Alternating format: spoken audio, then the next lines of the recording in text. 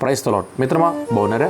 మిత్రమా, మీ ఆత్మీయ జీవితం మేలు కొరకై ప్రేమతో బైబిల్ ఇస్తున్నటువంటి ఒక మంచి హెచ్చరికను మీ కొరకై మత్తయి రాసిన సువార్త 12వ అధ్యాయం 36వ వచనం. మనుషులు పలుకు వ్యర్థమైన ప్రతి మాటను గూర్చి విమర్శ దినమున లెక్క చెప్పవలసి ఉండను. నీ మాటలను బట్టియే నీతిమంతుడు అని తీర్పు నందుదువు, నీ మాటలను బట్టియే అపరాధం అని తీర్పు నందుదువు. అవును మిత్రమా, మన మాటలను బట్టి మనకు తీర్పు ఉంటుంది అన్నటువంటి మాటను మనం మర్చిపోకూడదు. చాలామంది చాలా విషయాల్లో ఇతరులు విమర్శిస్తూ ఉంటారు. దేవుణ్ణి ఎరిగిన వారైనప్పటికీ ఇతరులను విమర్శిస్తూ ఉంటారు. జాగ్రత్త, ఈ యొక్క ప్రేమపూర్వక హెచ్చరికను తృణీకరించవద్దు. దేవుడు ఆకాశం ముందున్నాడు, నువ్వు భూమి మీద ఉన్నావు. నీ మాటలు కొద్దిగా ఉండాలి. దేవుని యందు భయభక్తుల గల వారు మాట్లాడుకొనొచ్చుండగా ఆయన చెవిగ్గి వింటున్నాడు. నువ్వు మాట్లాడే ప్రతి మాట విమర్శ దినమున లెక్కలో నేను నిలబెడుతుంది అన్నటువంటి భయాన్ని నువ్వు విడిచిపెట్టకూడదు.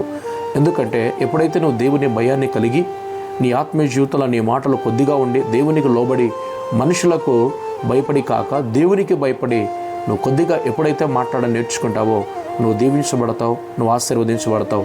తీర్పుకు పొందబో వారికి తగినట్టుగా మాట్లాడమంటుంది. కనుక తీర్పును దృష్టిలో పెట్టుకొని దేవుని దృష్టిలో పెట్టుకొని దేవుని భయాన్ని కలిగి మనం బ్రతకగలిగినట్లయితే ఖచ్చితంగా దేవుడు మనల్ని తీర్పు దినమున నీతిమంతులుగా తీరుస్తాడు. God bless you.